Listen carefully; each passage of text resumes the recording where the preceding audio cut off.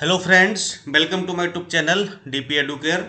दोस्तों, आज हम लोग करंट अफेयर्स की 24वीं 24 टेस्ट सीरीज हल करने जा रहे हैं। 25 क्वेश्चन होंगे इसमें और हमारी कोशिश ये रहेगी कि 30 नवंबर तक आप लोगों का पूरा करंट अफेयर्स समाप्त कर देना है। और इसमें जो भी अभी 24वीं सीरीज है ये, इसमें करीब हम 7 8 या 10 सीरीज आपको और देंगे, मतलब 30 32 या 34 जो भी सीरीज बन जाएंगी, यानी कि हम 20 नवंबर तक का करंट अफेयर्स आपका पूरा कवर करेंगे। 20 नवंबर तक का जो भी करंट अफेयर्स है उसकी सीरीज बना करके आपको मिलेगी सारी। 20 का समझो 25 तक का आपको हम दे देंगे। और जो भी करंट अफेयर्स है वीकली मंथली वो आपको सारा ग्रुप में मिलेगा, वहां पर पीडीएफ मिलेगी। और करंट के जो अन्य टॉपिक हैं जो बचे हुए हैं, यानी कि कुल मिलाकर के चाहे वो सीरीज हो या फिर वो करंट अफेयर्स के अन्य टॉपिक हों, वो सब कुछ आपको 30 नवंबर तक उपलब्ध करा दिया जाएगा। ठीक है, क्योंकि फिर आपको 4 5 दिन बचेंगे तो आप लोग अपना जो भी छूट गया है तो उसको आप पढ़ते रहिए। ठीक है, बाकी प्रीवियस ईयर्स के पेपर सारे उपलब्ध करा दिए गए हैं ग्रुप में। हिंदी के भी 2010 से लेकर 2017 तक, और सामान्य अध्ययन के भी 2013 से लेकर 2017 तक जो भी प्री मेंस के पेपर हुए हैं सभी पेपर हल करके ग्रुप में उपलब्ध करा दिए गए हैं। तो वहां से आप लोग डाउनलोड करके उनको पढ़ सकते हैं। रिवीजन जरूर कर लीजिएगा। जो भी लोक सेवा आयोग द्वारा वहां पर उत्तर सही माने गए हैं उनको वहां पर मैंने टिक करवा दिया, हाईलाइट करवा दिया है। बाकी जिन लोगों ने सीरीज नहीं ली है वो अभी भी ज्वाइन कर सकते हैं रिवीजन के लिए। उसमें आपको प्रीवियस ईयर्स के सारे पेपर भी मिल जाएंगे, पूरा करंट मिल जाएगा, करंट की सीरीज मिल जाएगी, सारी चीजें। ठीक है, स्क्रीन पर नंबर दिया गया है 6393350769। इस नंबर पर व्हाट्सएप करके या फिर कॉल करके संपर्क करके आप लोग सीरीज ज्वाइन कर लीजिए। और बस यही समझो अंतिम मौका बचा हुआ है। जो भी आपके 15 17 जो भी 16 दिन बचे हैं, बहुत ही ये मतलब समझो कि आपके जीवन के अंतिम दिन है ये आपकी लाइफ को बदल सकते हैं, यानी अच्छा भी कर सकते हैं और खराब भी कर सकते हैं। अब आपको क्या करना है तो डिसीजन आपका है। ठीक है, तो चूंकि नोट्स वगैरह तो पढ़ने का समय है नहीं, लेकिन आप लोग करंट अफेयर्स और सीरीज को ज्वाइन करके उसको हल कर सकते हैं, रिवीजन कर सकते हैं। ठीक है, चलिए फिर शुरुआत करते हैं आज की सीरीज की। पहला क्वेश्चन आता है आपकी स्क्रीन पर कि वर्तमान में रिजर्व बैंक ने सीमांत स्थायी सुविधा दर कितना कर दिया है, जिसको एमएसएफ कहते हैं, मार्जिनल स्टैंडिंग फैसिलिटी। ये कितनी कर दी? 3.55% या 4%, 4.25% या फिर 3.35%। और आंसर इसका आपका हो जाएगा 4.25%। सीमांत स्थायी सुविधा के तहत बैंक भारतीय रिजर्व बैंक से अपनी शुद्ध मांग तथा समय देयता का 2 से 3% उधार ले सकेगा। वर्तमान में एमएसएफ की जो दर है वो 4.25% कर दी गई है, रिजर्व बैंक ने की है ये उसको। क्वेश्चन नंबर सेकंड, प्रधानमंत्री मोदी जी ने किस शहर में एक पायलट परियोजना के तहत 3 E100 इथेनॉल वितरण स्टेशन लॉन्च किए हैं? अहमदाबाद, पुणे, हैदराबाद या फिर जयपुर? और आपका आंसर यहां सही हो जाएगा पुणे। व्याख्या देख लेते हैं। विश्व पर्यावरण दिवस के अवसर पर प्रधानमंत्री ने 3 स्थानों पर E100 इथेनॉल वितरण स्टेशनों की पायलट परियोजना शुरू की है। इथेनॉल का पर्यावरण के साथ साथ किसानों के जीवन पर भी बेहतर प्रभाव पड़ता है, क्योंकि इससे हमारा जो इथेनॉल जो पेट्रोल डीजल में मिलाया जा रहा है उससे पर्यावरण तो कम प्रदूषित होता ही है, साथ में जो किसान उससे रिलेटेड जो फसलें उत्पादित कर रहे हैं जैसे कि मक्का है, जेट्रोफा है, जो जिन चीज़ों से इथेनॉल का उत्पादन होता है, तो किसानों के लिए भी ये अच्छी बात है और हमारे देश की जो अर्थव्यवस्था है उसके लिए भी अच्छी बात है। क्योंकि अगर हमारी जो क्रूड ऑयल है जो, तो अगर उस पर हमारी निर्भरता जैसे जैसे कम होगी तो हमें कम आयात करना पड़ेगा और हमारा जो रुपया है वो कम दूसरे देश को जाएगा, यानी कि हमारी इकोनॉमी और मजबूत होगी, क्योंकि हम इथेनॉल का प्रोडक्शन अपने देश में आराम से कर सकते हैं और कर भी रहे हैं। चलिए आगे बढ़ते हैं क्वेश्चन नंबर 3 पर। भारत सरकार ने तेल कंपनियों के लिए 1 अप्रैल 2025 से इथेनॉल मिश्रण पेट्रोल में कितने प्रतिशत इथेनॉल होना अनिवार्य कर दिया है? 20%, 30%, 40% या फिर 50%? और आंसर आपका हो जाएगा यहाँ पर 20%। तो विश्व पर्यावरण दिवस 2021 के एक भाग के रूप में भारत सरकार ने E20 अधिसूचना जारी की है, जिसमें तेल कंपनियों को 1 अप्रैल 2025 से 20% तक इथेनॉल मिश्रित पेट्रोल बेचने का निर्देश दिया गया है। पहले यह लक्ष्य 2030 तक रखा गया। ठीक है, तो अब जो है अभी जो 5-10% चल रहा है तो ये 2025 से आपका 20% मिश्रित किया जाएगा पेट्रोल में। ठीक है, चलिए आगे बढ़ते हैं क्वेश्चन नंबर 4 पर। 2021 अंतर्राष्ट्रीय बुकर पुरस्कार किसे प्रदान किया गया है? ओल्गा टोकारजुक, डेविड डियोप, हान कांगो या फिर लुकास। और ये दिया गया आपका डेविड डियोप को। देख लेते हैं व्याख्या इसकी। ये फ्रांस के उपन्यासकार हैं डेविड डियोप को 2021 का अंतर्राष्ट्रीय बुकर पुरस्कार दिया गया है। उन्हें प्रथम विश्व युद्ध पर आधारित at night all blood is black ये जो है के रूप में अंग्रेजी अनुवादित उनकी पुस्तक को दिया गया है। उनकी पुस्तक जिसका नाम है at night all blood is black, तो ये उनकी पुस्तक को दिया गया है ये अंतर्राष्ट्रीय बुकर पुरस्कार। Question number 5, Mission Innovation Clean Tech Exchange किस देश द्वारा शुरू किया गया है? रूस, चीन, जापान या फिर भारत? और आंसर आपका भारत यहाँ हो जाएगा। भारत ने सदस्य देशों में इनक्यूबेटरों का एक नेटवर्क बनाने के लिए Mission Innovation Clean Tech Exchange launch किया है। नेटवर्क वैश्विक स्तर पर नए बाजारों तक पहुंचने के लिए, नई तकनीकी का समर्थन करने के लिए आवश्यक विशेषज्ञता और बाजार अंतर्दृष्टि तक पहुंच प्रदान करेगा। ये था इसका detail Mission Innovation Clean Tech का। क्वेश्चन नंबर 6, विश्व खाद्य सुरक्षा दिवस कब मनाया जाता है? 5 जून, 6 जून, 7 जून या फिर 8 जून को? व्याख्या इसकी देख लेते हैं। विश्व खाद्य सुरक्षा दिवस हर साल 7 जून को लोगों को रोग मुक्त जीवन के लिए सुरक्षित और स्वस्थ भोजन की आवश्यकता की याद दिलाने के लिए मनाया जाता है, ताकि लोग रोग मुक्त रहें और सुरक्षित रहें, और जो उनके स्वास्थ्य के लिए यानी अच्छे स्वास्थ्य के लिए जो उपयुक्त भोजन है, तो ताकि मतलब उसके लिए जो भी खाद्यान्न है या अन्य चीज़ें हैं वो उपलब्ध हो सकें। और 2021 में जो मनाया गया है उसकी थीम थी स्वस्थ कल के लिए आज सुरक्षित भोजन है। तो ये उसकी थीम थी कि अगर हमें अपना कल स्वस्थ रखना है तो आज हम सुरक्षित भोजन लें, सुरक्षित आहार लें, तभी हमारा कल स्वस्थ हो सकता है। क्वेश्चन नंबर 7, 2021 के international business book of the year award के विजेता का नाम क्या है? बताएं भाई।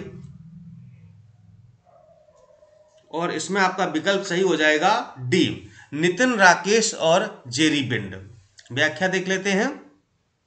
नितिन राकेश और जेरी बिंड द्वारा लिखित transformation in times of crisis नामक पुस्तक ने 2021 का international business book of the year award जीता है। यह पुस्तक नोशन प्रेस द्वारा प्रकाशित की गई है। ये थी इसकी व्याख्या। क्वेश्चन नंबर 8, नीति आयोग ने 2021-22 में निजीकरण के लिए किस बैंक की सिफारिश की है? और इसमें आपका देखिए 4 ऑप्शन दिए गए हैं, कई सारे बैंक हैं और मैं सही ऑप्शन पर जाता हूं, और आपका ये है D, central bank of India व इंडियन ओवरसीज बैंक। व्याख्या देख लेते हैं। नीति आयोग ने 2021-22 में विनिवेश प्रक्रिया के हिस्से के रूप में चालू वित्त वर्ष 2021-22 में निजीकरण के लिए सेंट्रल बैंक ऑफ इंडिया और ओवरसीज बैंक यानी इंडियन ओवरसीज बैंक के नामों की सिफारिश की है। ये 2 बैंक हैं, सेंट्रल बैंक ऑफ इंडिया और Indian overseas bank. Question number 9, काकेरेली साइमंड्स, इसका जो शॉर्ट है वो क्यूएस इनको कहा जाता है। तो काकेरेली साइमंड्स वर्ल्ड यूनिवर्सिटी रैंकिंग 2022 में देश का सर्वश्रेष्ठ विश्वविद्यालय किसे घोषित किया गया है? ये एक क्यूएस वर्ल्ड रैंकिंग एक संस्था है, उसके द्वारा इसको जारी किया जाता है। जो पूरे विश्व में विश्वविद्यालय यूनिवर्सिटीज़ हैं, तो जो सबसे सर्वश्रेष्ठ विद्यालय है तो उनकी रैंकिंग जारी की जाती है। तो जो भारत का सबसे श्रेष्ठ विश्वविद्यालय या मतलब जिसको प्रथम स्थान प्राप्त हुआ है वो आपका है IISc बेंगलोर, यानी कि इंडियन इंस्टीट्यूट ऑफ साइंस, ये बेंगलुरु का है। तो इसमें क्यूएस रैंकिंग 2022 में सर्वश्रेष्ठ 400 विश्वविद्यालय में भारत के 8 विश्वविद्यालयों को शामिल किया गया है, जिसमें IISc बेंगलुरु को प्रथम स्थान दिया गया है। यानी कि पूरे विश्व के 400 विश्वविद्यालयों की रैंकिंग की गई है, जिसमें भारत के 8 विश्वविद्यालय ने अपना स्थान बनाया है यहाँ पर इस रैंक में, इस लिस्ट में। और IISc बेंगलोर यहाँ पर जो प्रथम रहा, मतलब भारत की दृष्टि से, बाकी तो जो होगा वो दे होगा। चलिए आगे देखते हैं। क्वेश्चन नंबर 10, फरवरी 2021 को किस देश के प्रधानमंत्री ने अकेलापन दूर करने के लिए मंत्री की नियुक्ति की है?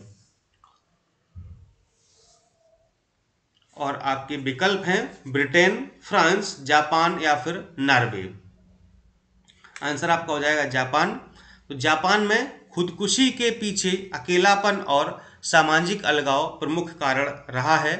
इसलिए महामारी से उपजे अकेलेपन की स्थिति से निपटने के लिए जापान ने अकेलापन मंत्री की नियुक्ति की, यानी कि पूरा मंत्रालय बनाया गया है अकेलापन मंत्रालय, और उसके मंत्री हैं अकेलापन मंत्री। यानी कि लोगों को अकेलापन महसूस होता है, तन्हाई महसूस होती है, उसको दूर करने के लिए, ताकि लोग खुश रह सकें और खुदकुशी वगैरह ना करें, तो इससे बचने के लिए ये मंत्रालय गठित किया गया है। क्वेश्चन नंबर 11, अंतर्राष्ट्रीय मुक्केबाजी संघ के चैंपियंस और दिग्गज समिति के अध्यक्ष किसे नियुक्त किया गया है? नीरज चोपड़ा, मैरी कॉम, रवि कुमार दहिया या फिर लवलीना। आंसर आपका मैरी कॉम हो जाएगा। व्याख्या देख लेते हैं। मैरी कॉम को अंतर्राष्ट्रीय मुक्केबाजी संघ यानी कि AIBA चैंपियन और दिग्गज समिति का अध्यक्ष चुना गया है। मैरी कॉम मणिपुर की ये रहने वाली है और मणिपुर को उनका मणिपुर का ही अध्यक्ष चुना गया है। मैरी कॉम मणिपुर की रहने वाली हैं और इन्होंने ओलंपिक में, जो भी ओलंपिक हुआ था, इसमें सिल्वर पदक यानी कि कौन सा, रजत पदक इन्होंने जो है प्राप्त किया है, सिल्वर मेडल। ठीक है, और ये किस खेल से संबंधित है आपको पता ही है। किससे संबंधित है? मुक्केबाजी से संबंधित है ये। क्वेश्चन नंबर 12, 12वां, उत्तर प्रदेश में गुड़ महोत्सव का आयोजन कहाँ किया गया है? लखनऊ, बनारस, कानपुर या फिर आगरा। और आंसर आपका हो जाएगा यहाँ पर लखनऊ। तो मार्च 2021 में लखनऊ में गुड़ महोत्सव का शुभारंभ करते हुए माननीय मुख्यमंत्री ने कहा, खंडहारी गुड़ आज एक नया ब्रांड बन रहा है और इस महोत्सव से राज्य के गुड़ उत्पाद को नई पहचान मिलेगी। ये लखनऊ में मनाया गया था। क्वेश्चन नंबर 13, राशिन बांध और चिल्लीमल बांध का निर्माण किस भारतीय राज्य में किया गया है? ये दो बांध हैं, राशिन बांध और चिल्लीमल बांध। तो ये किस राज्य में है? ये आपके हैं उत्तर प्रदेश के।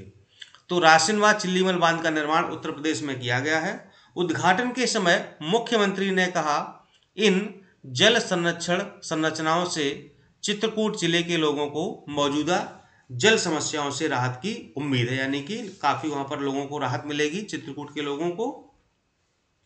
चलिए क्वेश्चन नंबर 14 देखते हैं। उत्तर प्रदेश सरकार ने कोरोना में अपने माता पिता या दोनों को खो देने वाले बच्चों के लिए कौन सी योजना चलाई है? बहुत ही इंपॉर्टेंट प्रश्न है, ध्यान से पढ़िएगा, कोविड से रिलेटेड है और ये उत्तर प्रदेश सरकार की बहुत बड़ी योजना रही है और सभी शुरुआत हुई इसकी। और इसका आंसर आपका हो जाएगा सी, उत्तर प्रदेश मुख्यमंत्री बाल सेवा योजना। व्याख्या देख लेते हैं।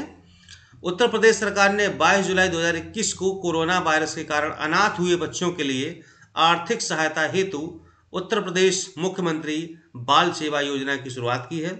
योजना के तहत 4,000 रुपये प्रति माह बच्चों के अभिभावक को दिया जाएगा, यानी जो भी उनका गार्जियन होगा तो उसको 4,000 रुपये दिए जाएंगे ताकि उनका पालन पोषण किया जा सके।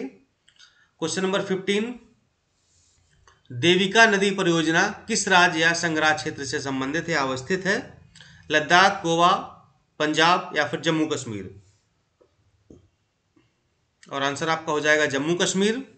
जम्मू कश्मीर के उधमपुर में 2020 में देविका नदी परियोजना का उद्घाटन किया गया था और जो देविका नदी है ये रावी नदी की सहायक नदी है, ध्यान रखिएगा। क्वेश्चन नंबर 16, युवा प्रधानमंत्री योजना का संबंध निम्न में से किससे है? खेल से, शिक्षकों से, लेखकों से या फिर राजनीतिक से। और आंसर आपका हो जाएगा यहाँ पर लेखकों से। व्याख्या देखते हैं। युवा प्रधानमंत्री योजना का शुभारंभ शिक्षा मंत्रालय द्वारा किया गया है। इसका उद्देश्य युवा और नवोदित लेखकों यानी जिनकी आयु 30 वर्ष से कम है, अंडर 30, को प्रशिक्षित करना, जिससे वैश्विक स्तर पर भारत और भारतीय संस्कृति को प्रदर्शित किया जा सके। योजना का शुभारंभ 29 मई 2021 को हुआ था। क्वेश्चन नंबर 17 देखते हैं।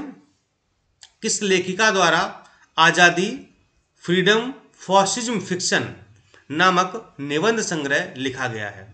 किरण देसाई, झुंपा लाहिड़ी, अनीता नायर या फिर अरुंधति राय? और आंसर आपका है अरुंधति रॉय। इस निबंध संग्रह की रचना अरुंधति राय ने की है। यह नॉन फिक्शन निबंधों का संग्रह है।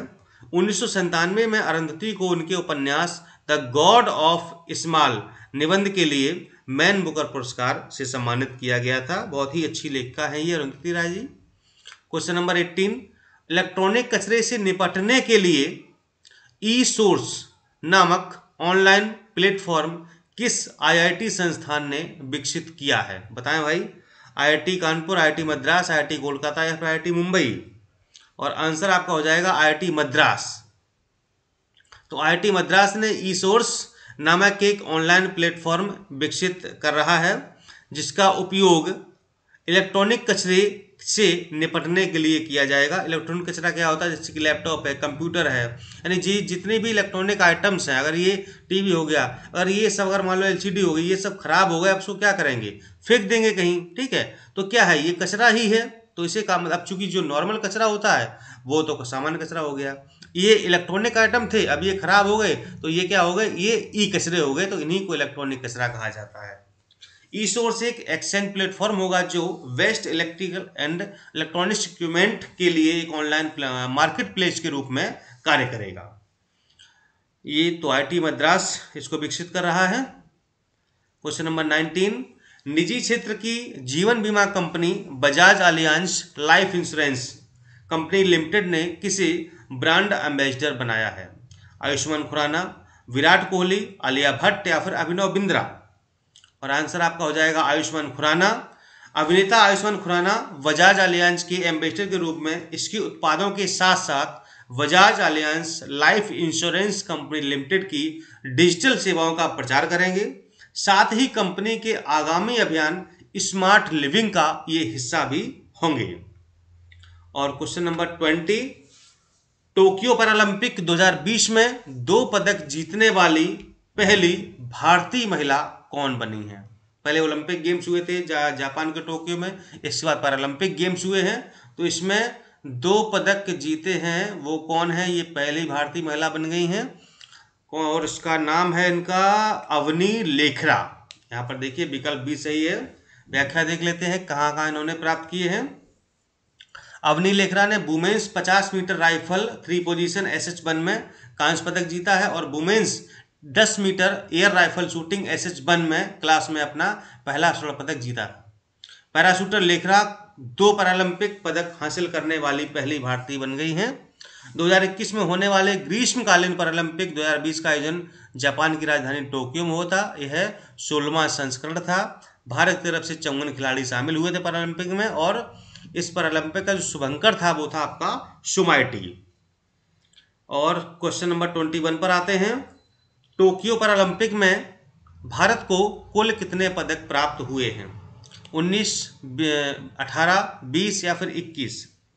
और सही आंसर आपका 19 है। तो भारत ने टोक्यो पैरालंपिक में कुल 19 पदक जीते और पदक जीत तालिका में 26वें स्थान पर रहा है ये। 19 पदक में 5 गोल्ड मेडल, 8 सिल्वर मेडल और 6 ब्रॉन्ज मेडल शामिल हैं। जेवलिन थ्रो खिलाड़ी टेकचंद टोक्यो पैरालंपिक में भारत के ध्वजवाहक रहे। टोक्यो पैरालंपिक समापन समारोह में भारत की ध्वजवाहक निशानेबाज अवनी लेखरा ही रही जिन्होंने 2 पदक प्राप्त किए हैं पैरालंपिक में। ये भारत की पहली महिला हैं। क्वेश्चन नंबर 22, पैरालंपिक 2021 में किस देश ने शीर्ष स्थान प्राप्त किया है? अमेरिका, भारत, चीन या फिर जापान? आंसर आपका चीन हो जाएगा। तो पैरालंपिक 2021 में चीन ने 207 पदक प्राप्त करके शीर्ष स्थान प्राप्त किया है। वहीं 124 पदकों के साथ ब्रिटेन दूसरे व 104 पदकों के साथ अमेरिका तीसरे स्थान पर रहा है। ग्रीष्मकालीन पैरालंपिक का आयोजन 24 अगस्त से 5 सितंबर के मध्य टोक्यो में हुआ है। भारत 19 पदकों के साथ 26वें स्थान पर विराजमान है, यानी कि भारत को 26वां स्थान प्राप्त हुआ है। कुल पदक मिले हैं 19। अगर आपको पता बताइएगा कि ये तो पैरालंपिक में 19 मिले हैं, जो ओलंपिक गेम्स हुए थे अभी हाल ही टोक्यो जापान में, तो उसमें भारत को कितने कुल कितने पदक मिले हैं और कितने गोल्ड हैं, कितने सिल्वर हैं, कितने ब्रॉन्ज हैं? देखते हैं कितने लोग सही आंसर देते हैं। कि भारत को ओलंपिक गेम्स 2021 में, यानी 2020 वाले थे 21 में हुए हैं, तो टोटल कितने पदक प्राप्त हुए हैं और अलग अलग भी बताइएगा। चलिए क्वेश्चन नंबर 23, ऊर्ध्वाधर एवं क्षैतिज आरक्षण पर सर्वोच्च न्यायालय का निर्णय किसके बाद में दिया गया था? और आंसर आपका यहां पर हो जाएगा उत्तर प्रदेश बनाम सौरभ यादव। 18 दिसंबर 2020 को सुप्रीम कोर्ट द्वारा ऊर्ध्वाधर एवं क्षैतिज आरक्षण की विधिक स्थिति को स्पष्ट किया गया। न्यायालय द्वारा यह निर्णय उत्तर प्रदेश बनाम सौरभ यादव बाद में दिया गया था। क्वेश्चन नंबर 24, 31 अगस्त 2021 को सर्वोच्च न्यायालय ने कितने न्यायाधीशों ने एक साथ शपथ ली है? 7, 8, 9 फिर या 10? आंसर आपका 9 सही है। 31 अगस्त 2021 को सुप्रीम कोर्ट के 9 न्यायाधीशों ने एक साथ शपथ ली है। ज्ञात हो कि यह पहली बार है जब इनमें से 3 महिला न्यायाधीश एक साथ सुप्रीम कोर्ट की न्यायाधीश बनी हैं, यानी 3 महिलाएं भी सुप्रीम कोर्ट में शामिल हुई हैं। और आज का लास्ट क्वेश्चन आप लोग आंसर देने के लिए तैयार हो जाइए। बहुत ही आसान प्रश्न है, परीक्षा में आने वाला प्रश्न है। देखिए समीक्षा अधिकारी में आपको रखा हुआ मिलेगा कि राजीव गांधी खेल रत्न पुरस्कार का नया नाम क्या रखा गया है? मेजर ध्यानचंद, द्युति चंद, नीरज चोपड़ा या फिर सोनिया लखेरी? बताइए। 10 सेकंड का आपको समय देते हैं, कितने लोग सही आंसर देंगे? तुरंत विकल्प लगाइएगा, ABCD जो भी आपका सही हो, आपके दिमाग में जो भी चल रहा हो। और मुझे लगता है कि मैक्सिमम लोग इस प्रश्न का आंसर सही ही देंगे। मेरे नोट्स में इन सब चीज़ों को मेंशन किया गया, अगर आपने पढ़ा होगा तो आपको जरूर पता होगा। और आंसर आपका हो जाएगा यहाँ पर A, मेजर ध्यानचंद। तो राजीव गांधी खेल रत्न पुरस्कार का नाम 3 बार ओलंपिक में स्वर्ण पदक जीतने वाले भारतीय हॉकी टीम के सदस्य मेजर ध्यानचंद के नाम पर इसको रखा गया है। तो अब राजीव गांधी खेल रत्न पुरस्कार हो गया है मेजर ध्यानचंद खेल रत्न पुरस्कार। तो ये थी दोस्तों आज की सीरीज। आपने सीरीज को पढ़ा, समझा, बहुत बहुत धन्यवाद। आपकी परीक्षा में काम आएगी ये। अगर एक आध प्रश्न भी यहाँ से फंस गया तो बहुत बड़ी बात है। इसी तरह आप लोग सारी सीरीज हल करते रहिएगा और मैं ईश्वर से ही प्रार्थना करता हूँ कि आप लोग जल्दी से अधिकारी बने और हम जो भी आपके लिए मेहनत कर रहे हैं, जो भी प्रयास कर रहे हैं, वो मेरी मेहनत और आपकी मेहनत मिल करके अगर सफल हो जाए तो आप निश्चित रूप से एक ऊंचे अंजाम को, ऊंचे शिखर को आप छू सकते हैं और अपने जो भी आपने अपना उद्देश्य बना करके रखा है उसे आप प्राप्त कर सकते हैं। फिर मिलता हूँ अगले वीडियो में, तब तक के लिए नमस्कार, जय हिंद।